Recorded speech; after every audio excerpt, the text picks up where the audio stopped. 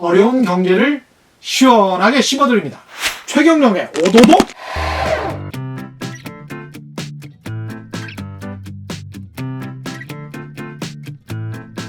그대가 돌아서면 두 눈이 마주칠까. 한국 가요계의 전설 조용필. 한국 가요계에 조용필이 있다면 한국 언론계에는 최경영이 있다는 말을 들을 수 있도록 오늘도 열심히 공부하겠습니다.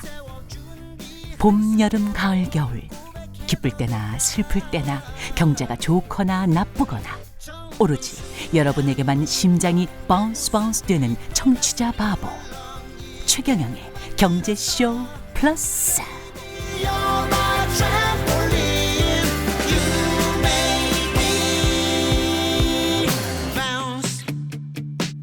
안녕하십니까. 진실 탐사 엔터테이너 최경영입니다.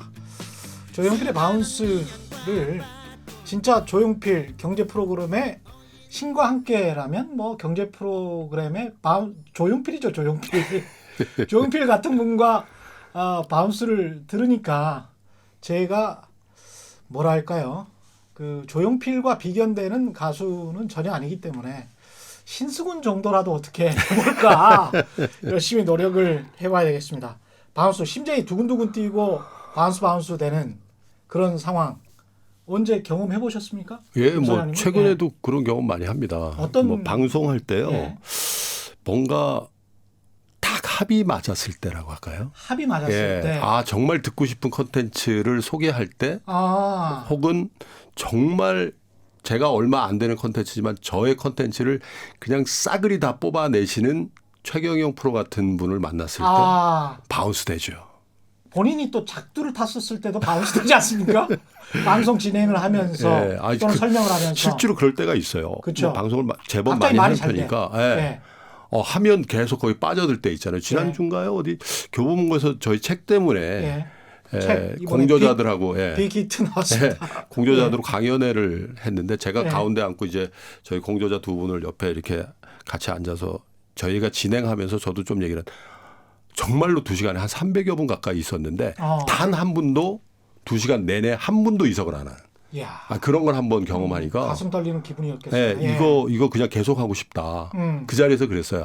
아니 뭐 팟캐스트고 뭐 유튜브 이런 거 말고요. 그냥 여러분하고 계속 오프라인에서 만나서 이런 거 좀 하고 싶다고. 멋지죠. 예. 그럴 때 정말 바운스 되는 느낌 받습니다. 신과 함께 진행자이신 김동환 대한금융경제연구소장 나오셨습니다. 네. 예, 인사 좀 늦었고요. 저는 바운스 될 때가 사실은 심장이 막 벌렁벌렁 뛸 때가 여전히 기자여서 그런지 특종일 것 같아. 이거 단독일 것 같아. 누구를 만났어. 또는 이거 물었어. 이거 문 것 같아. 뭐 이런 느낌일 때 있지 않습니까? 그때는 여전히 막 뛰어요. 잠이 안 와요. 잠이. 이걸 어떻게 요리하지? 이 생선을? 뭐 이러면서 잠이 안 와요. 천생 저는 기자인 것 같아요. 아직은 방송인이 아니고 아직은 기자인 것 같습니다. 그 라디오 경제 프로그램 신과 함께 팟캐스트에서는 뭐 최고 인기 프로그램 아닙니다. 뭐 경제 프로에서 뭐 좀 예. 많이 들어주시는 편이죠. 어떻게 그렇게 잘 되십니까? 저희 한 2년 가까이 됐는데요. 2년밖에 안 됐습니다. 예, 정확히 2018년 1월 17일 날 처음 방송을 했는데 사실 뭐 대부분 많이 아십니다만은 MBC 라디오의 그 이진우 기자죠. 예. 손에 잡히는 경제 이진우 기자하고 또 그 뭐죠? 팟캐스트계의 거의 백종원이라고 본인이 불러달라고 하는 팟캐스트? 정영진 씨하고 백종원? 같이 예. 했는데 그때 제가 그 후배 2명한테 무슨 얘기를 했냐면 야, 가능성이 있다. 내가 이 팟캐스트 시장을 보니까 너무 시사 정치 뭐 코믹 맞아. 뭐 혹은 실용적인 영어 이런 데만 있지 경제 팟캐스트 별로 없더라. 맞아요. 기존에 뭐 손경제 정도만 있는 거지. 그래서 이거를 정말 이 사골 그 우거짓고 울거리듯이 푹 삶아내면은 오히려 아주 인스턴트하게 하는 것보다 그게 더 경쟁력이 있을 것 같다. 그렇게 해서 저희 대부분 한 번 하면 1시간 반에서 2시간 하거든요. 그렇군요. 근데 이거 사실 역행이잖아요. 이거 디지털 콘텐츠는 짧아야 된다는 어떤 그런 강박이 있거든요. 그렇죠. 근데 예. 저희가 이거 어렵고 또 생경한 이 경제 이슈를 한 2시간 동안 쭉 삶았더니 예. 그 물컹물컹함이 그게 잘 팔렸던. 예. 예, 좋다라는 거예요. 그래서 어. 저 팟캐스트 시작하고 나서 한 3개월 정도 되니까 반응이 오는데 음. 대체로 이런 게 필요했다. 음. 이런 얘기들을 많이 들었는데 모르겠습니다. 평가는 우리 청취자 여러분들이 해야 될 부분인데 제가 너무 아니 뭐 실제 뭐 순위로 그렇게 나타나니까요. 그리고 이제 영국에서 공부를 하셨지만 영국의 미디어 그 재벌이라고 할 수 있는 루퍼드 머독이 제가 한두 번 소개해 드렸지만 네. 앞으로 살아남을 수 있는 뉴스는 딱 두 가지다. 돈과 관련된 경제 뉴스, 네. 스포츠 뉴스. 나머지 정치 뭐 시사 이런 거 다 죽는다. 이런 이야기를 한 지가 10년쯤 전이에요. 예. 그래서 미디어 업계가 이 재가공 가능한 콘텐츠에 관해서 굉장히 그 고민을 많이 하고 있었는데 그 중에 하나가 재가공 그다음에 다시 듣기가 가능한 것들 있지 않습니까? 그게 정치나 시사는 흘러가 버리잖아요. 오늘 뉴스가 흘러가 버려요. 근데 경제는 지식이 동반이 되기 때문에 특히 이제 김동완 소장님처럼 전문가가 있으면 그래서 좀 잘 팔리는 게 아닌가. 그러면서도 이제 계속 뭐라 그랬었지? 그러면서 다시 듣거든요. 네, 축적이 되죠. 축적이 되는 예.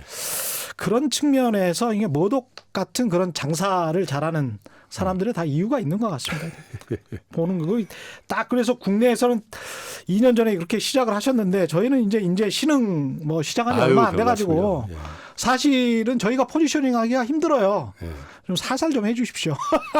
최경 기자님을 영입하고 싶은. 저희 프로는 어떻게 좀 틈새 시장에서 어떻게 좀 가능할 것 같습니다. 어떻습니까? 저는 뭐 방송에서도 며칠 전에 얘기를 했는데요. 예. 정말 그 기존의 그 라디오 방송이라는 게 딱 틀이잖아요. 저도 한 2년 가까이 라디오 진행을 해봤습니다만 예. 딱 코너로 그냥 자르거든요. MBC에서 예. 예. 예. 예. 세계는 우리는이라고 그걸 했는데 한 2시간, 1시간 반 정도 진행하는데 인터뷰를 한 6개 정도 하는 것 같아요. 어휴. 12분짜리, 예. 뭐 7분짜리, 7분짜리. 뭐 코너를 예. 자르잖아요. 근데 항상 끝나고 집에 가는 길에 이게 내가 뭐 하는 거지? 이런 생각을 했었어요. 그렇죠. 그것도 대부분 전화 인터뷰거든요. 그러니까 나오는 사람도 짜증이 나요. 네. 사실은. 그래서 항상 네. 마무리는 다음에 또 부탁드릴게요. 오늘 죄송합니다. 그러니까 패널분들한테 네. 미안하거든 사실. 네. 예. 그분들 할 말이 있는데 할 말 제대로 못 하는 거예요. 왜 꼭 그렇게 편성을 해야 될까라는 생각을 하다가 최경의 경제쇼를 들으니까 이건 제가 평상시에 생각했던 그 포맷으로 가더군요. 그렇죠. 그냥 한 명 불러서 예. 물론 뭐 그것도 모자랄 수도 하듯이 있어요. 예. 쭉. 예. 근데 사실은 이것도 좀 모자랍니다. 예. 예. 그래서 또 유튜브로 이어지잖아요. 예, 그렇습니다. 오늘 빨리 해야 될 것 같습니다. 이번에 책 내셨는데 네. 이름이 빅 히트입니다. 네. 새로운 기회의 파도. 빅 히트. 상업적 의도가 좀 보입니다. 히트 치고 싶다. 뭐 아니 이런. 근데 그래서 지은 건 아니고요. 예, 사실은 예. 작년에 2019 경제 트렌드라는 책을 똑같이 저희 세 사람이 썼고 2018년도에는 인플레이션의 시대라는 책을 또 똑같이 썼는데 이번에 세 번째 책인데 다른 분이 김한진 박사, 예. 김일구 상무. 아시죠? 여기 출연하셨나요? 못 안 하셨어요? 예, 네. 제가 있을 때는 못 제가 해요. 한번 예. 소개를 하도록 예. 하겠습니다. 김한진 박사님은 저보다 7년 연배신데 우리 업계에서 가장 존경받고 지금 현재 가장 최장수 애널리스트시고요. 현역에서 여전히. 예. 올해 대단하시네. 60이세요. 아. 그래서 업계 많은 후배들이 어떻게든 김한진 박사님 오래 하셔야 된다. 그래야 우리도 수명 연장된다. 롤 모델이다. 네. 예. 그런데 그럴 수밖에 없는 게 직전 2년 동안 가장 정확하게 우리 주식시장을 맞추셨거든요. 그랬군요. 예. 2018년 1월 17일에 저희 시작했다 그랬잖아요. 저희 두 번째 방송에 나오셔서 현금 확보하십시오. 계속해서 한국 주식시장에 대해서 워닝을 주셨는데 지금까지도 그분의 어떤 그런 전망을 잘 따라했다면 굉장히 큰 손실도 피하고 이익을 많이 보셨을 거고. 그렇군요. 김일구 상무는 리서치센터장을 하시다가 작년에 리서치센터장을 스스로 내려놓으시고 정말 이코노미스트로 이제 돌아가셔서 시장을 보는 분인데 저희가 별명을 지어줬어요. 여의도의 닥터 스트레인저라고. 닥터 스트레인저? 네. 왜 닥터 스트레인저입니까? 그 캐릭터가 맞나 봐요. 그래서 이상해? 예. 어쨌든 근데 예. 굉장히 유니크한 시각을 그 논리적으로 해주니까 저희 프로그램에 매주 금요일 날 아침에 고정으로 나오시는데 그러시군요. 정말로 팬층이 두꺼운. 예. 그리고 그 인사이트의 양이나 질이 정말 저희 같은 사람들은 뭐 거의 범접하기 힘들 정도의 뭐 겸손이시고요. 훌륭한 분이시죠. 그래서 저는 개인적으로 그 두 분과 3년째 세 권의 책을 낸다는 것 자체만으로도 사실 굉장히 영광스러운 일이다. 이번에 빅히트 이거는 어떤 내용인가요, 주로?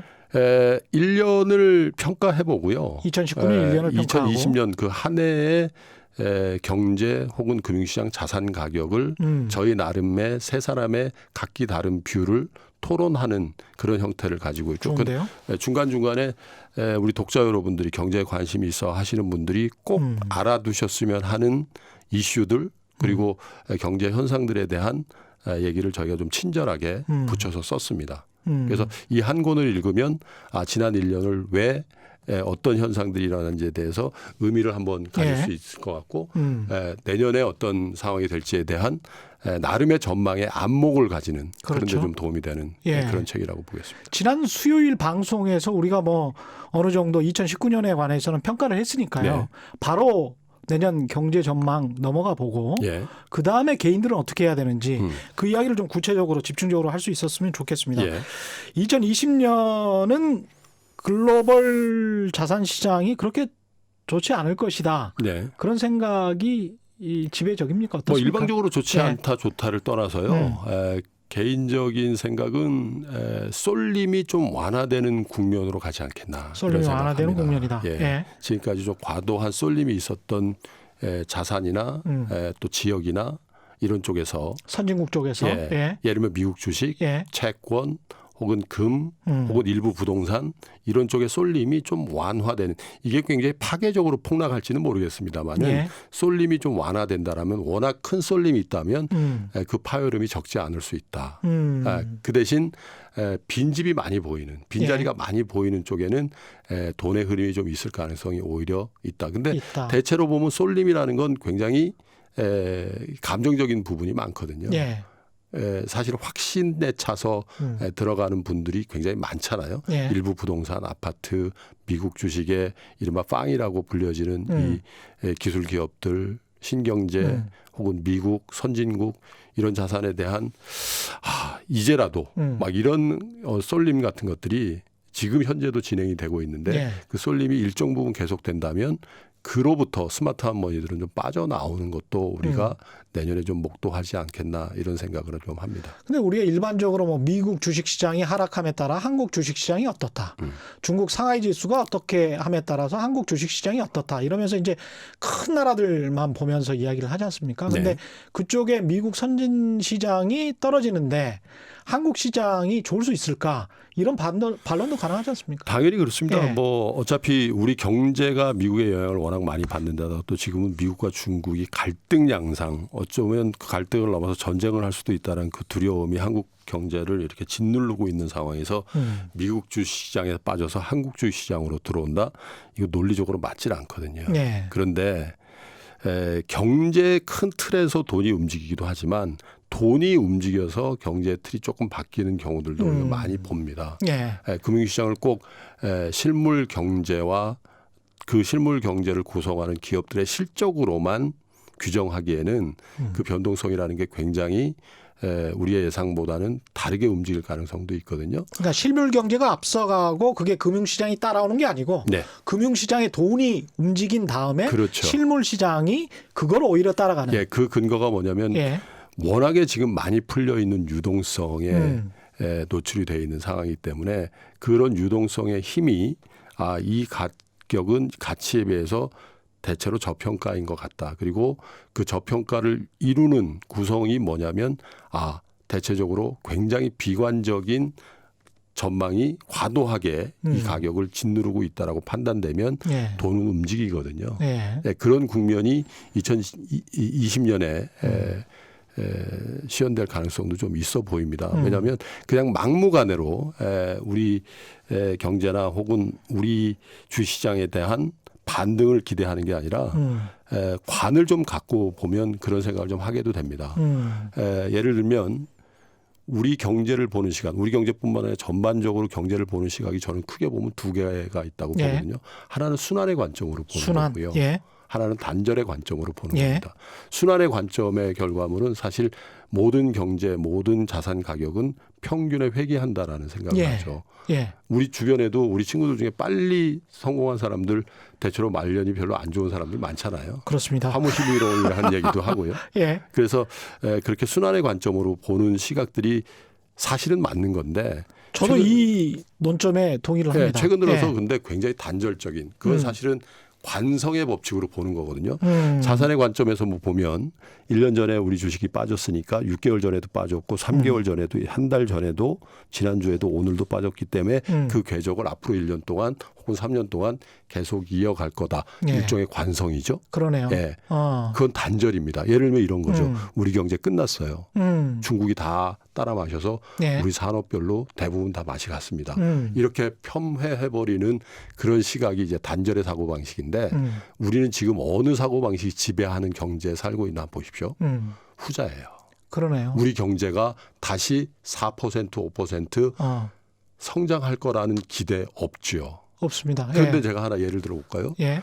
미국이 그럼 10년 전에 오늘날에 이렇게 활력 넘치고 세계 최강의 경제라고 다시 등장할 거를 예상했었나요? 그러니까 망했잖아요. 누구도 예. 3% 넘게 그렇게 큰 나라의 경제 예. 규모를 가지고 어떻게 3% 넘게 성장해? 이런 생각 못 했었거든요. 그에만 있는 게 아니죠. 독일이 통독 이후에 유럽의 병자였잖아요. 한 10년. 예. 그랬습니다. 알아 누워 있었죠. 예. 근데 어느 틈엔가 유럽에서 독일을 빼면 나머지 유럽이 다 망할 정도로 엄청난 경제가 돼버렸잖아요. 예. 사실은 그 경제를 구성하고 있는 그 경제 주체들 국민들이 또 그 리더십들이 얼만큼 전략적인 사고를 하고 판단을 하고 실행력을 보여주느냐에 따라서 우리 정도 사이즈의 경제는요. 예. 굉장히 가변적이고 굉장히 순환적으로 운영할 수 있다라고 보는 거죠. 근데 그게 잘 안 되고 있기 예. 때문에 그런 거지만 예. 어떻게 변할지는 모르겠습니다만 60년대, 70년대까지는 아니고요. 60년대 미국의 경제학자들이 한국에게 농업해라 이랬거든요. 너희들의 경쟁력은 농업이다.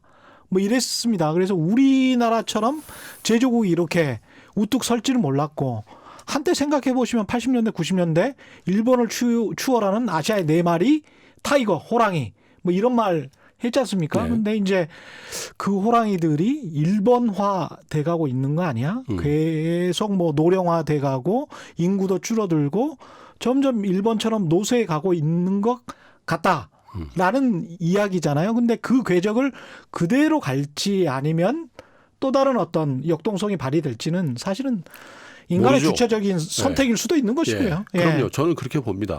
예. 그런데 그렇게 방향 지어질 때에 지금 우리가 얘기하고 있는 그 단절의 사고방식이나 관성의 사고방식이 굉장히 크게 기능합니다. 예. 그래서 저희는 우리 국민들이나 경제 정책을 하는 분들의 이 관념의 체계, 사고의 체계를 굉장히 개방적으로 가져가 주지 않으면 예. 그 틀에서 벗어나기 힘들다. 그래서 정보를 어떻게 다룰지가 굉장히 중요하죠. 예. 저도 어떻게 굉장히 오랜 기간 동안에 어떤 신문을 하나를 장기 구독을 하고 있거든요. 한국 신문은 아니에요. 예, 한국 신문이에요. 근데 예, 왜 예. 그 신문을 보게 됐는지 모르겠어요. 어떤 지금까지 끊지를 못하고 있는데 예. 사모님이 아무래도 무슨 뭐 상품 받고 이렇게 몰라요. 근데 5시 반쯤에 제가 예. 이제 저희 집을 나서는데 예. 그 신문이 딱 떨어져 있어요. 저희 현관 예. 앞에. 예. 근데 그 신문 종이신문을 요즘 잘 안 보니까 예. 그런데 그 신문이 떨어져 있는 그 신문의 제1면 헤드라인은 항상 본단 말이에요. 그렇죠. 근데 무섭더라고요. 항상 무섭죠. 항상 무서워요. 예. 왜냐하면 그 신문에서 그 헤드라인을 만든 그 의도대로 저는 훈련돼요 지금. 예. 맞습니다. 예. 근데 대체로 보면 예. 한국 망한다는 거예요. 그렇죠. 예. 이게 언론 자유의 나라에서 뭐 무슨 말이든 할 수 있는 것이고요. 그런데 이제 이런 이야기를 역으로 드린다면 미네르바는 무죄가 났어요. 08년도에 금융위기 관련해서. 근데 이제 금융위기를 일으켰다라는 그 일으킨 나라는 이제 미국이고 그렇죠. 우리나라도 금융위기 일어날 것 같아라고 한 게 이제 미네르바의 주장인데 그 전이죠. 이제 금융위기 일어나기 전에. 근데 검찰의 기속장에 보면 있지 않습니까? 미네르바가 자꾸 그런 소리를 인터넷에서 해서 국가 신인도가 저하됐다. 이게 기소장에 있어요. 국가 신인도가 저하됐다.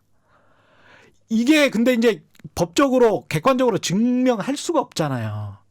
근데 우리나라의 지금 경제신문이랄지 이른바 그 정파적으로 보수적인 신문들에서 하는 일면의 헤드라인을 보면 미네르바는 단 몇 개월 하고 검찰에 기소가 돼서 국가 신인도를 저하한 당사자로 기소가 됐는데 한국의 신문들은 지금 2년 반 동안 국가 신인도 저하를 위해서 노력을 하고 있는 게 아닌가 그런 생각이 들 정도입니다. 그때 검찰의 기소는 분명 무리한 것이었죠. 언론의 자유라는 측면에서 보자면.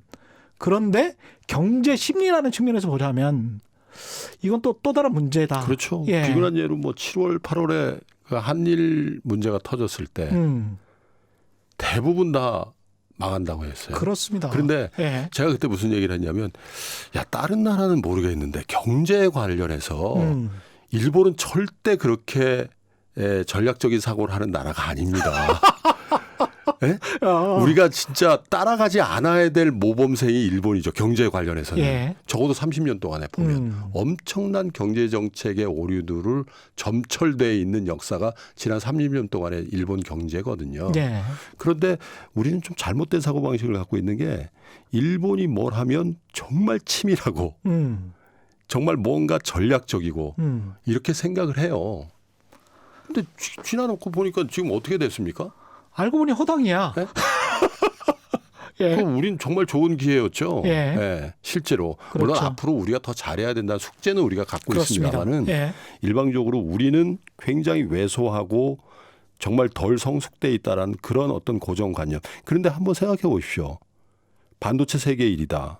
조선이 세계 1위다. 자동차 1위는 아니지만 이 정도 내수를 가지고 있는데 글로벌 브랜드를 가지고 있고 굉장히 많은 나라에서 세계 1위를 하고 있어요. 그럼요. 현대 기아차가. 예. 그렇죠? 거기다가 석유화학에다가 철강에다가 다 글로벌 시장에서 경쟁하고 그리고 전 세계 프리미엄 가전에 아주 독보적인 존재들을 우리 두 개 회사가 하고 있잖아요. 예. 예. 그런 거 어떻게 해서 그런 나라가 사실 없어요. 예. 중간재 혹은 완제품 다 세계 1등을 10개, 20개 이상 하고 있는 나라를 손으로 한번 꼽아 보십시오. 실제로. 예. 최 기자님 메디 인 USA나 메디 인 재팬 과연 뭘 쓰고 있는지 한번 보십시오.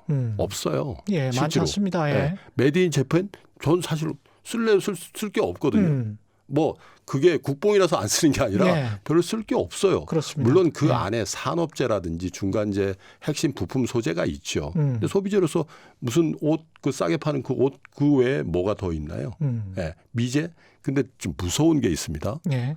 미제란 측면에서 보면 사실 우리 어렸을 때 성장기에 보면 메디 인 USA 미국에서 물 건너왔다 그러면 엄청나게 좋아했죠. 예. 탁월했으니까요. 근데 지금 미제가 좋아요? 미제차 좋아하십니까? 아유, 제가 타봤는데요. 네. 정말 현대 기아차가 네. 훨씬 나아요. 그렇죠. 예. 훨씬 근데 나아요. 훨씬 나. 그 기간에 예. 미국이 뭘 장악했냐면 통로를 채널을 장악한 거죠. 우리의 소비, 우리의 지식의 통로, 그리고 인간관계의 설정 예. 이런 것들은 다 미제입니다. 예. 페이스북, 아마존, 네. 구글 우리가 그렇게 열광하고 그렇죠. 지금 찍고 있는 예. 유튜브. 예? 예. 이런 걸 다 장악해버린 거죠. 이건 굉장히 무서운 변화예요. 아, 니들은 여기서 열심히 땀 흘려서 놀아. 열심히 생산해. 우리는 저 위에서 돈을 벌게. 이렇게 되는 거죠. 예, 한꺼번에 바꿀 수도 없는. 어. 예.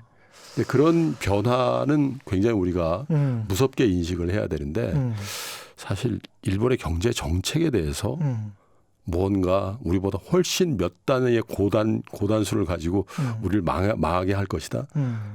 그렇게 우리 경제가 그렇게 왜소하지 않습니다. 예. 그런 측면에서는 우리가 자부심을 가져도 좋을 것 같고요. 국가적인 측면에서는 그런데 개인 투자자들은 네. 2020년에 지금 새로운 기회의 파도라는 부재가 있기 때문에 어떤 기회를 잡아야 됩니까? 구체적으로 좀 말씀을 해주세요. 그 왜 네. 파도라고 말씀을 드리냐면요. 네. 계속 말씀드립니다마는 일부 자산 가격에 대한 쏠림이 보이기 때문에 그 쏠림이 완화되는 과정에서 굉장히 좋은 기회가 올 수 있다. 이렇게 보는 거예요. 파도에 서핑을 타듯이 잘 예. 이번 흐름을 탈 수 있다. 그렇죠. 그런 예. 이야기군요. 그 얘기는 이 굉장히 불확실성의 시기로 넘어가고 있는 상황에서 자산의 가격의 변동성이 굉장히 커진다. 우리가 자동차를 몰고 국도나 고속도로를 달릴 때 짙은 안개가 끼면 가장 먼저 하는 일이 속도를 줄이는 거죠. 그렇죠. 예. 예. 비가 오고 천둥번개가 치는 상황에서는 속도 줄일 필요 없이 그냥 와이퍼 움직이면서 가면 되는데 앞에 안개가 자욱하게 쌓였다는 건 앞이 안 보인다는 건 일단 속도를 줄여야 되는 거거든요. 지금이 그런 국면이라고 보는 겁니다. 예. 왜? 두 가지 측면에서 전 세계적으로 미국이 주도하던 이 성장기에서 미국 경제가 피크아웃하면서 비교적 미국 경기가 좀 둔화되는 측면이 있다. 그것은 미중 무역 합의라든지 갈등이라든지 이런 것들과 더불어서 우리 경제에 주는 영향이 굉장히 더 안 좋을 가능성이 있다. 이거 하나하고 내년 11월에 미국 46대 대통령을 뽑는 미국 대통령 선거라는 게 지금은 한 11개월 정도 남았으니까 또 민주당 후보가 결정이 안 돼 있으니까 아예 뭐 그냥 이벤트 정도로 우리가 보는 거죠. 근데 제가 보는 관점에서는 미국의 제46대 대통령 선거는 굉장히 혼전 양상이 될 거로 봅니다. 누가 이기든 간에 신승을 할 거라고 보거든요. 예. 네, 일방적인 승리는 없다고 봐요.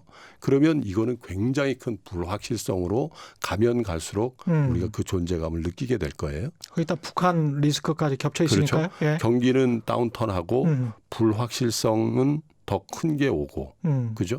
거기다가 한 가지 더.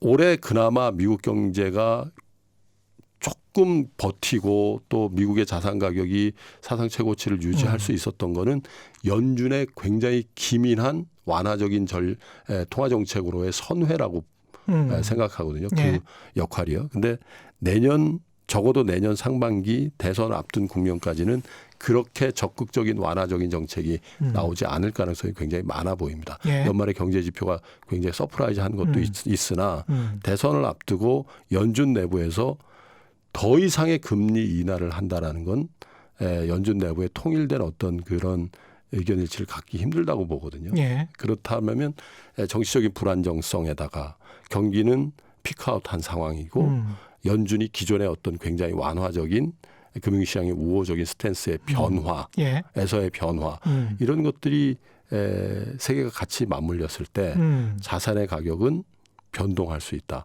어디서부터 과연 변동할 것인가? 예. 가치에 비해서 가격이 훨씬 인플레이션 돼 있는 그 권역부터 변동할 수 것이다. 있다. 예. 너무 많이 오른 그렇죠. 곳부터 예. 떨어질 것이다. 예. 과거 이제 강남 부동산 가격이 안 떨어질 것 같았지만 그렇습니다. 너무 많이 오르니까 그냥 떨어져 버렸거든요. 예. 훨씬 더 많이 다른 곳에 비해서 예. 지역들 같은 경우는 거의 안 떨어지고 그냥 제 시골 집 같은 경우는 항상 2, 3억 해요. 예. 예, 그래서 거래가 쭉, 없어서 그렇습니다. 예, 그냥 쭉 그냥 가는 거죠. 예, 20년, 30년 동안 그래요.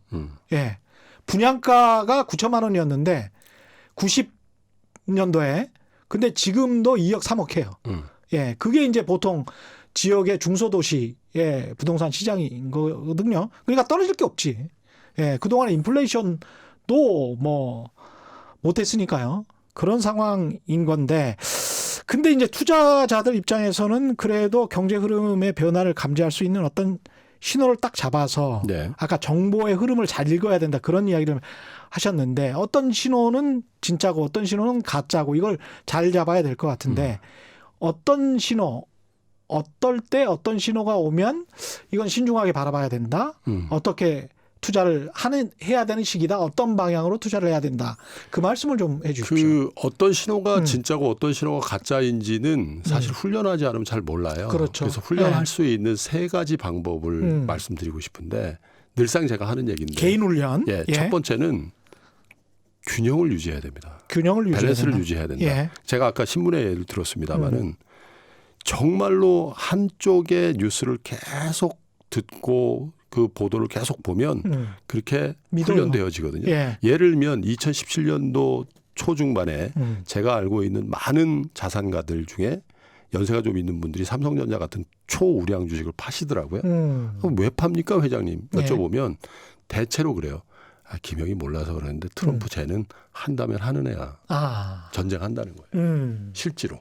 그때 뭐 북한이 뭐 로켓 쏘고 난리가 아니었죠. 미사일 그래서 뭐 쏘고. 이런 풍설이 있었잖아요. 뭐 용산 기지에서 헬기로 실어서 괌으로 실어나를 연습을 했다. 뭐 그런 것들이 그분들 사이에서 회자되다 보니까 맞습니다. 확신을 가져요. 그 루머를 보면서 저는 탐사보도 한참 하던 시절인데 이태원에 네. 주한 미군 부속 그 사람들 있지 않습니까? 그 사람들이 상가에 얼마나 출연하느냐 안 출연하느냐 네. 이걸 쭉 봐서 이걸 가지고 어떤 전쟁의 신호 이 사람들은 어차피 뭐 저 철수를 시켜야 되니까 전쟁하기 전에 그러니까요. 요거를 계속 와치해 보는 건 어떠냐 그런 이야기까지 돌았던 데가 2017년입니다. 실제로 예. 이제 그런 이제 풍설이라든지 이런 쪽에 계속 노출이 된 분들은 반도체 빅사이클의 초입 국면에 삼성전자 같은 걸 그 엄청 후회스러운 거죠. 사실은. 불안하니까. 예. 그래서 제 말씀은 본인이 굉장히 편하고 본인의 가치를 충실히 반영해주고 본인이 익숙하고 본인이 굉장히 신뢰가 가는 그 매체들을 한번 보세요. 대단히 일방형일 겁니다. 그게 진보든 보수든 예. 좌든 우든. 그렇습니다. 그러면 여기에 대척점에 있는 본인이 불편하고 본인은 왠지 신뢰가 안 가고 예. 예. 예. 가까이 하기 싫은 이런 걸 섞어주라는 말씀이에요. 아. 1대1이 아니면 적어도 1대 0.5 적어도 1대 0.3이라도 섞어주셔야지 아주 치명적인 실수를 방지할 수 있습니다. 그렇습니다. 네. 그건 아실 거예요. 네. 본인이 뭘 좋아하시고 뭘 더 선호하시는지 아실 거니까 개인에 그거를 따라서. 좀 밸런스를 좀 맞추는 노력들을 먼저 하시기를 권해드리고요. 근데 참 개인이 그거 하기가 힘들어요. 그죠? 예. 자기가 좋아하는 것만 듣고 싶은. 아니 근데 사실 디지털 미디어도 마찬가지입니다. 예. 유튜브도 한 채널만 그렇게 줄창 보시더라고요. 아니 그거 다 무료인데 그렇죠. 이것도 보시고 예. 저것도 보시고 이렇게 하면서 밸런스를 맞추면 좋은데 신문 방송만 그런 게 아니라 디지털 컨텐츠도 편향성에서 조금씩 벗어나 주시는 게 치명적인 실수를 방지하는 방법이다. 이런 말씀을 드려보고 기업 싶고요. 경영하고도 똑같은 것 같습니다. 사장님 같은 경우도 가령 단소리만 맨날 하는 부하 직원 있지 않습니까? 부장에서 상무, 전무로 승진시키면 쓴소리 하는 사람들은 싫잖아요. 그렇죠. 나중에 또 연세 드신 분들은 특히 싫어하시더라고. 예. 그런 기업들은 미래가 정말 불투명할 것 같습니다. 일단 충원을 해보라고 하죠. 예. 그리고 기억하죠. 그리고 난 다음에 자릅니다. 대부분 잘려요. 나중에 보시면 잘리고 난 다음에는 본인이 충원했던 그 기억이 딱 생각이 나요. 아, 내가 그때 쓴소리 하지 말걸. 예, 근데 그 기업은 길게 가지 못합니다. 못하죠. 예. 네. 그 두 번째는 이런 마찬가지고. 겁니다. 예. 두 번째는 해외로부터의 뉴스에 민감하게 반응할 필요가 있다. 트럼프 얘기를 자꾸 합니다만 예. 트럼프가 2016년도, 2017년도에 우리에게 왔을 때 그 트럼프에 대한 뉴스의 생산지는 어디냐면 미국의 주류 언론이었죠. CNN, 뉴욕타임스, 워싱턴 포스트. 그죠? 예. 그러면 거기서는 트럼프에 대한 트럼프의 정책의 선호 이런 거보다는 사실 여기도 방송국입니다만은 예. 열독률이나 시청률 이런 거 중요하고 또 그렇죠. 어떻게 보면 트럼프를 아주 숙명적으로 거부할 수밖에 없는 그런 분들이 모여 있는 그런 언론들이기 때문에 숙명적으로 거부는 왜 절이 숙명을? 안 맞는 거죠. 아. 네. 예. 그 내밀한 얘기야 뭐 더 많은 얘기가 있을 수 있겠습니다만은 사실 뉴욕 포스트라든지 예. 그 워싱턴 포스트라든지 뉴욕 타임스의 정치부 기자들, 예. 정치부 기자들 입장에서는 트럼프는 정말 취재원이기 좀 어려운 사람 아니에요? 예, 그렇죠. 네, 부동산 예. 개발업자에다가 사실 셀럽이잖아요, 엔터테이너잖아요. 예. 그분들 입장에서 그 주류 언론에 또 거기서 또 엘리트들 입장에서는 별로 친하지 않은 사람이죠. 예. 거기다 백악관에 자리도 안 주는데. 예. 그렇잖아요. 예. 그런 상황을 다 감안했을 때 그 주류 언론들이 트럼프에 대해서 네거티브하게 쓸 수밖에 없고 보도할 수밖에 없는 상황이었는데 우리 주류 언론은 거기서 한 바퀴 더 트럼프에 대한 왜곡을 또 시키죠. 그렇죠. 예.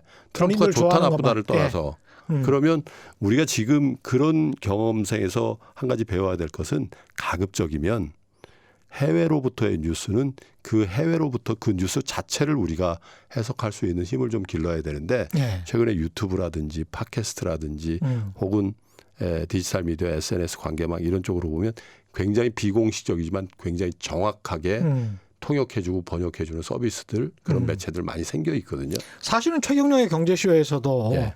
관련해서 국제 뉴스를 매우 정확하게 그러니까요. 알려드리고 있습니다. 예. 예. 백악관 홈페이지까지 가서 제가 일부러 긁고 와서 예. 알려드리는 이유도 정확하게 들어보시라. 예. 이상한 소식만 그 관련해서 연합뉴스에서 뭐 이야기한 것만 딱 그 부분만 이야기를 계속 다 하거든요. 그래서 실제 원문을 보는 기자들이 없어요. 가령 미국의 CSIS 같은 어떤 전략연구소에서 뭐 보고서가 나왔다. 나가면 연합뉴스에서 뭐라고 하잖아요. 그럼 그대로 방송을 해요. 그대로 받았어. 그 오탈자가 똑같이 반복되는 경우를 보죠. 놀랍습니다. 근데 이제 보고서를 보면 곰곰이 보면 문맥상 꼭 그 말은 아니야. 네. 또 다른 굉장히 많은 정보들이 있어요. 그러면 세계 흐름이 꼭 그렇게 돌아가고 있는 건 아닌데 꼭 매파의 시각으로만 그 보는 정보를 딱 가져와서 그래서 남북 화해 기조에 찬물을 확 끼얹어 버리는 그런 식인 거죠. 예를 들자면. 맞습니다. 예. 실제로 최근에 연준에서 레포 시장 그러니까 단기 자금 시장에 개입을 해서 자금을 푸는 걸 가지고 어떤 사람은 이게 양적 완화입니다라고 얘기를 하고 어떤 사람은 전혀 그렇지 않습니다라고 얘기를 하잖아요. 이게 좀 어려운 얘기일 수도 있는데 팟캐스트라든지 유튜브라든지 이런데 최경영의 경제쇼를 비롯해서 이런 프로그램을 듣다 보면 그게 그런 의미였어? 그러면 그런 이제 이 매체나 방송을 자주 들으시면 본인이 계속해서 판단하는 연습들이 자연스럽게 되거든요. 왜냐하면 난리지가 쌓여가기 때문에. 그렇죠. 그렇죠. 예. 그 왜곡이 별로 없어요. 왜냐하면 밸런스를 맞추자고 했으니까 이쪽 얘기도 들어보고 저쪽 얘기도 그럼요. 들어보는 예. 그런 기회들을 굉장히 많이 준단 말이죠. 적어도 해외에 대한 뉴스는 그렇게 접근하시는 게 좋겠다라는 맞습니다. 생각이 들고 예. 마지막으로는 한 단계 좀 더 나갔으면 좋겠다. 뭐냐면 어떤 사안에 대해서 투자를 하거나 어떤 결정을 할 때에 반도체가 바닥이라는데 정말일까? 근데 뉴스 플로 많잖아요. 뭐 반도체 수출이 좀 듭니다. 반도체 가격, 디램 가격이 조금 이제 떨어지는 폭이 덜합니다. 그러면 사실 이 방송을 듣는 대부분의 시청자들이나 청취자 여러분들께서 페이스북이라든지 사회관계망을 통하면 한 달이 건너면 삼성전자 근무하는 사람 다 구할 수 있어요. 아니면 친구 동생도 있고 아들 친구도 있고 다 그럴 수 있거든요. 질문을 던져보고 스스로 알아봐라. 그렇죠. 저는 적어도 이제 그런 습관이 좀 있거든요. 궁금하다. 그러면 지인을 통해서든 아니면 SNS를 통해서든 뭔가 실체적으로 경험하고 있는 사람의 육성을 들어보려고 노력을 해요. 예. 그러면 보십시오. 밸런스 있게 정보를 취득하고 있고 해외로부터의 뉴스에 대해서 제가 해석의 능력이 있는 데다가 현업에서 혹은 실체적인 경험을 통한 어떤 증언을 들었다. 예. 그러면 오류의 가능성을 굉장히 많이 줄일 수가 있을 거예요. 그렇죠. 예, 그런 연습들을 계속 반복해 나가면 전략적인 사고가 생겨요. 입체적으로 보면. 예. 저 신문의 헤드라인은 행간의 의미를 좀 읽어봐야 되겠는데. 예, 그리고 그 컨텐츠에서 얘기하는 그 애널리스트가 얘기한 부분은 내가 볼 때 실전에서 무슨 경험담을 얘기해 준 사람의 결하고는 좀 다른데 이런 어떤 이 기제가 작용하면 우리가 큰 실수는 물론이거니와 굉장히 정밀한 결정과 판단을 할 수 있다는 거죠. 지금 고기 잡는 법을 가르쳐 주시는 건데요. 워런 버핏이나 워런 버핏의 스승으로 알려진 벤자민 프랭클린 같은 현명한 투자자, 예. 인텔리전트 인베스터를 벤자민 그레이엄입니다. 예, 벤자민 그레이엄. 예. 벤자민 프랭클린은 대통령이었던 사람이군요. 생각해 보니까 벤자민 그레이엄 같은 사람들의 말씀을 어떻게 보면 지금 요약해서 말씀해 주시는 것 같은 그런 느낌을 받습니다. 비슷한 말씀들을 사실 워런 버핏도 했고 벤자민 그레이엄도 맞습니다. 비슷한 이야기들 했어요. 스스로 알아보고 질문 던져보고 균형 감각 찾고 그다음에 지난 수요일에도 말씀하셨지만 자연 균형 이론 같은 순환적인 이게 경기 사이클을 말하는 게 아니고 이게 아주 봉우리가 높으면 또 확 떨어지고 잔잔하게 이렇게 올라갔으면 잔잔하게 내려가는 이게 어떻게 보면 물의 자연 순환 이론이거든요. 제가 어디 다른 방송에서 경제는 결국 물 같은 노자 사상 같은 거하고 비슷하다.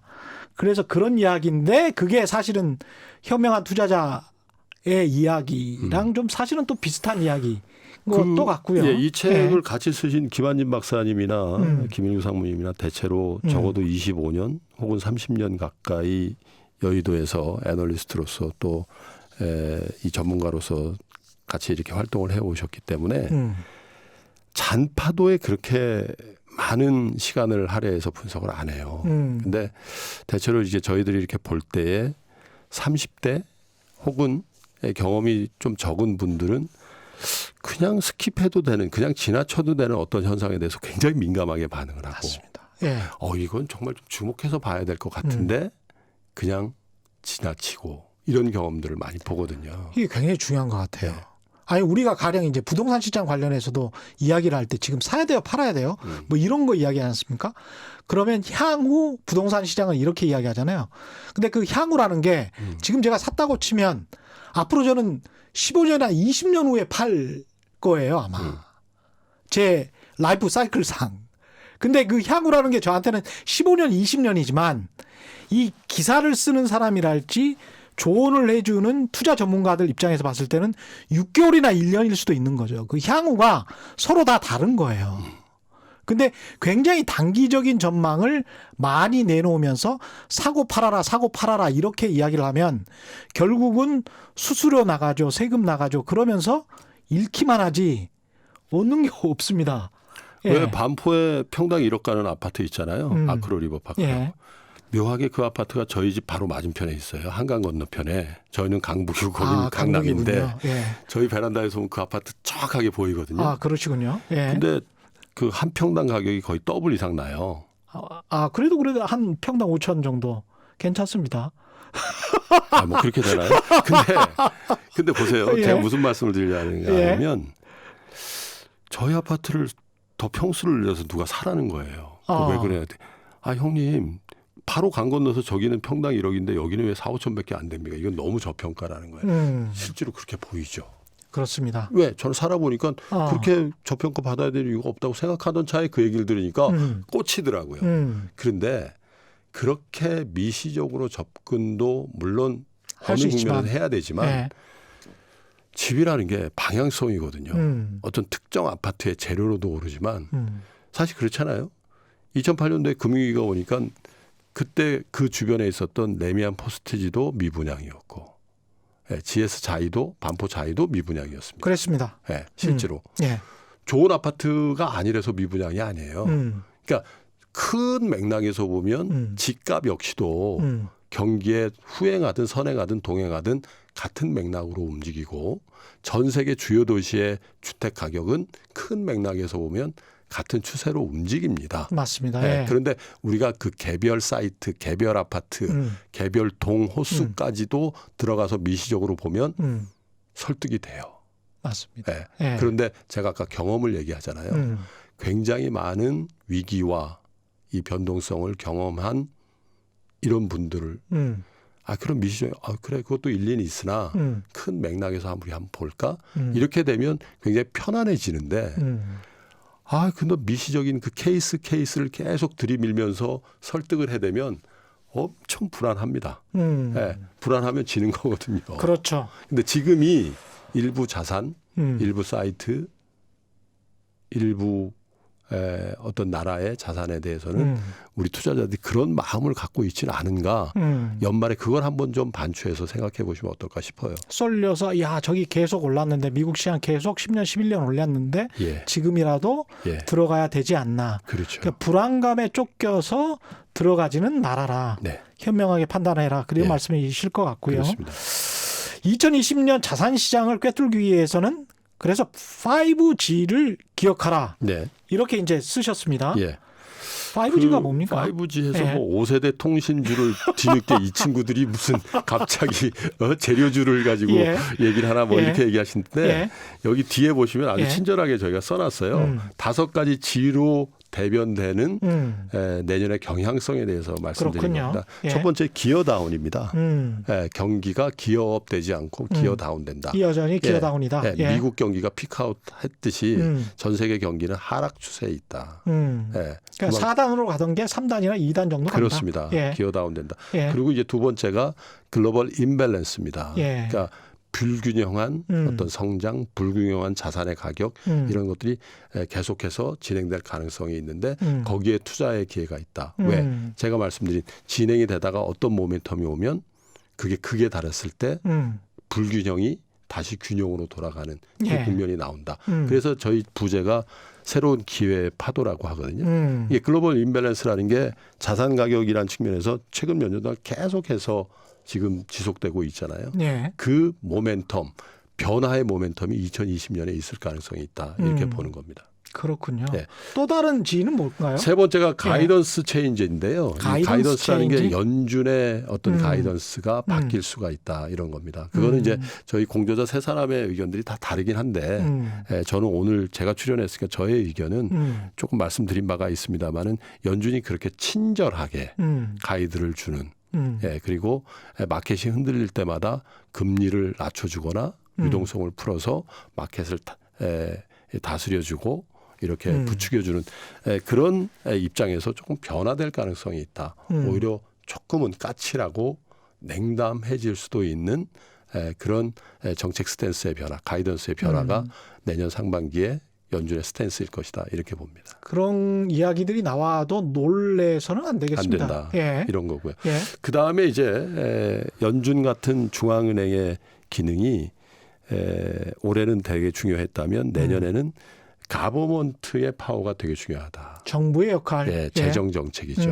예. 최근에 굉장히 보수적으로 운영을 했던 독일 재정도 늘린다는 얘기를 하고요. 우리 독일마저도. 한국도 지금 오늘 새벽에 이제 보도가 됐습니다만은 내년 예산이 결정이 됐는데 9% 이상 늘리지 않습니까? 뭐 여러 가지 이제 적자 구책을 더 발행한다든지 이런 상황이 되고 미국 역시도 마찬가지입니다. 감세를 하든지 아니면 재정을 늘리든지 그렇죠. 이렇게 간다. 예. 그건 민주공화 다 마찬가지의 어떤 슬로건이 나올 가능성이 많죠. 그래서 내년에는 실물 경제에 훨씬 더 직접적인 영향을 줄 수 있는 요인으로서 중앙정부의 과감한 재정 정책이 하나의 경향성이 될 것이다. 이렇게 본 중국도 마찬가지일 거고요. 예. 근데 그 부분은 사실은 금융시장에 미치는 영향은 좀 다를 수 있다. 왜냐하면 중앙은행의 정책은 시차를 두고 실물 경제에 반응하고 더 빨리 반응하는 건 금융시장이잖아요. 예. 근데 재정 정책은 실제로 실물 경제에 주는 영향이라는 게 훨씬 더 즉각적일 수가 있거든요. 예. 그 부분에 대해서 조금 희망을 가질 수 있는 상황이다 이렇게 보여지고요. 그다음에 마지막이 이제 그로스 앤 이노베이션입니다. 과연 그로스 앤 신경제와 구경제의 이 양극화, 이 차별화가 어떤 모양새로 더 지속될 것인가, 성장과 혁신. 변화될 것인가 이런 건데 큰 맥락에서는 미국 주도의 신경제의 어떤 변화와 혁신이 계속 주도할 거라고 봅니다. 근데 조금씩 균열이 있어 보이는 게 그 주식의 가격이 대체로 너무 올랐다라는 그런 인식도 있는 데다가 이게 혁신이 맞나? 이렇게 보여지는 어떤 신경제 권역이 보여요. 그렇죠. 예를 들면 예. 공유경제 같은 거예요. 우버라든지 예. 뭐 한참 얘기가 회자되고 있습니다. 위워크라든지 예. 우리 내부적으로 보더라도 무슨 배송 예. 혁신을 한다는 그 회사들 과연 저게 음. 건강한 재무제표를 동시에 달성하면서 투자를 받은 회사들이 서스테이너블하게 지속 가능한 비즈니스 모델을 창출할 수 있는가를 시험해 볼 수 있는 한 해가 될 가능성이 많다. 이게 경고음이 이미 켜져 있는 게 있습니다. 뉴욕타임즈가 지난달에 11월에 보도한 거에 이런 게 있어요. 손정희 소프트뱅크 네. 회장이 한 100조 원을 지금 스타트업을 만들어서 1,000억 달러, 한 예. 100조 원, 120조 원 가지고 지금 전 세계에서 투자를 하고 있는데 그게 일종의 미끼 상품을 팔고 난 다음에 그 지금 뉴욕타임즈에서 나온 영어 표현 그대로 제가 지금 말씀드리는 건데 미끼 상품을 야 너희들 리노베이션 조금 하고 호텔 같은 경우에 리노베이션 조금 하고 우리 브랜드 쓰면 너희들이 일일이 개인 고객을 상대할 필요 없이 우리가 기업 고객을 몰아서 줄게 라고 하면서 호텔 브랜드를 만드는 그런 스타트업들이 생기고 그런 것들을 인도나 다른 나라들에서 신흥국들에서 이게 싹 퍼지고 난 다음에 그 다음에 책임을 안 져버려요.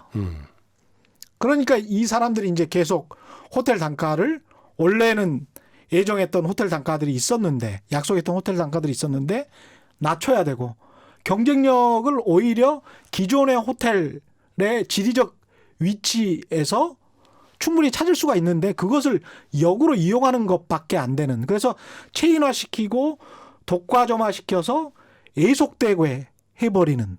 그러면서 도대체 이게 혁신이란 게 있냐 아니면 일자리만 뺏는 거냐. 택시 운전사들 일자리 뺐듯이 이런 강한 비판이 이미 미국의 언론 매체에서 나오고 있는 거거든요. 실제로 뭐 예. 지금 말씀드린 위워크나 우버 같은 것뿐만 아니라 이른바 팬 기업 중에 플랫폼 기업이라고 하는 기업들의 어떤 수익 모델을 보면 예. 새로운 것을 창출하는 게 아니에요. 기존의 어떤 유통, 기존의 어떤 채널 이런 것들을 뺏어오는 거죠. 예. 그런데 이 부분에 굉장히 큰 타격을 주고 여기에 이제 독점의 구조로 가기 때문에 최근 들어서 이제 미국의 공정위라든지 법무부에서 이 독과점에 대해서 조사 들어가잖아요. 그런 부분에 대한 어떤 반작용 같은 것들을 2020년에 우리가 보게 될 가능성이 굉장히 많아요. 예. 그러면 그런 것들이 쏠려 있는 상황에서 그 주식의 가격이라는 이런데 부정적인 타격을 주면 투자 심리라는 거는 굉장히 일시적으로 빠질 가능성이 있거든요. 그 트리거링이 어떤 거가 될는지 몰라요. 예. 근데 뭐 지금 말씀하신 손정희의 투자 포트폴리오가 예. 될 수도 있고 예. 국내 기업이 될 수도 있고 그런 상황에 어떻게 보면 큰 변동성 이런 것들을 우리가 보게 될 수도 있는 그렇습니다. 2020년이다. 이렇게 보는 거죠. 이런 상황에서 이제 개인 투자 전략 어떻게 해야 될까요? 투자 글쎄요. 비중까지 좀. 예. 보수적으로 투자하라 혹은 과감하게 투자하라 이렇게 그 딱 나눠서 조언 드리긴 좀 어려울 것 같아요. 그런데 예. 제가 갖고 있는 생각은 투자금을 좀 아낄 필요성이 있겠다. 기다려라. 네, 좀 예. 기다리셔야 된다. 끈질기게. 왜냐하면 앞을 보기 굉장히 힘든 상황에서 아 이거 찬스인데 좀 미시적인 접근으로 이거는 괜찮겠다 하고 뜨문뜨문 들어가다 보면 그 불확실성으로 인해서 계속해서 이 성과는 안 나오는 상황에서 실탄을 잊어버리는 그런 예. 상황이 되잖아요. 아직은 안개자고하다. 적어도 쏠려 있는 자산에 대해서만큼은 추격해서 뭘 사는 걸 일단 자제하셨으면 추격 매수는 좋겠고요. 자제. 예. 쏠려 있는 자산. 예. 미국 증시를 말씀하시는 미국 거고요. 증시도 그렇고 예. 일부 채권도 사이트 그렇고. 아파트도 그렇고 예. 또 안전자산격인 미국 국채라든지 한국 예. 국채도 그런 것 같아요. 그래서 조금 기다리셨으면 좋겠고 저희 예측이 맞다면 미국 대선을 앞둔 시점 어느 시점인가 대단히 우리가 상상하는 것보다 더 큰 변동성에 시달릴 가능성이 있다.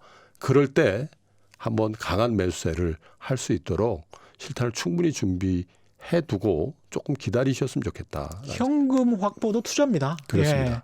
그런 측면에서 굉장히 좋으신 말씀일 것 같고요. 우리 한국 정부 정책 중에서는 네.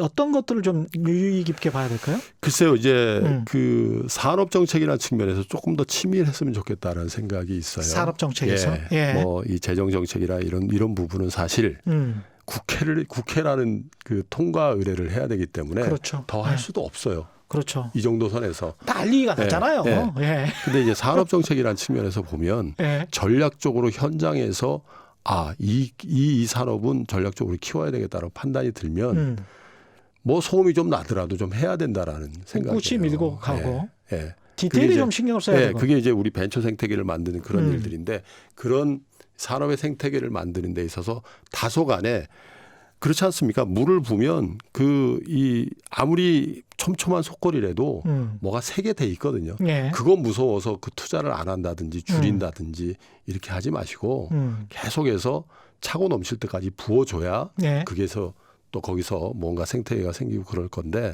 최근 들어서 보면 그런 정부의 노력들이 벤처 생태계를 비롯해서 이 컨텐츠 산업이라든지 이런 쪽으로 조금씩 그리고 바이오도 마찬가지고요. 조금씩 성과가 나올 수도 있는 그런 상황으로 가고 있다고 저는 크게 좋게 보아서 그렇게 예. 생각하거든요. 그래서 그런 새로운 어떤 산업의 생태계 그리고 새로운 부가가치를 창출하는 권역의 전략적인 투자들을 좀 더 많이 해주셨으면 좋겠다. 이런 생각이 좀 듭니다.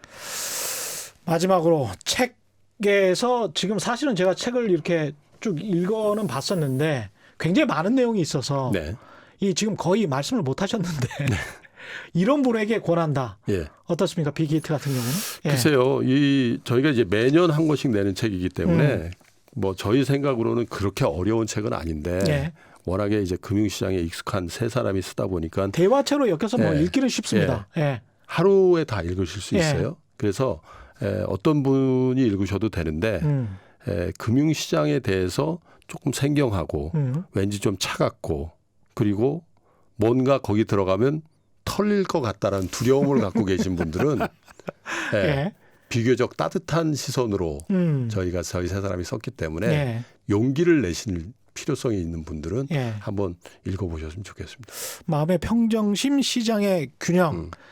예, 비슷한 이야기인 것 같은데 철학적인 이야기이기도 하니까 좀 잘 네. 보셨으면 좋겠습니다. 최경련의 경제쇼 플러스 여기까지고요. 함께해 주신 분은 김동환 대한금융경제연구소 소장님이셨습니다. 고맙습니다. 네, 고맙습니다. 예, 올바른 투자와 올바른 투표는 다르지 않다 늘 강조드리는데요. 그만큼 진짜 정보와 가짜 정보를 구별하기는 쉽지 않고 그만큼 진짜 프로와 사짜 가짜를 구별하기도 쉽지 않은 것 같습니다. 오늘 김동환 프로를 모셨습니다마는 최경영의 경제쇼도 언제나 진짜 프로로서 진짜 정보를 전달해 드리기 위해서 최선의 노력을 다하겠습니다. 최 프로님도 저희 프로에 한번 나와주십시오. 예, 고맙습니다. 세상에 이기 완전히 주말에는 따따블로 행복도 따따블로 되는 최경영의 경제쇼 플러스 여기서 마치겠습니다. 고맙습니다. 네, 고맙습니다. 예.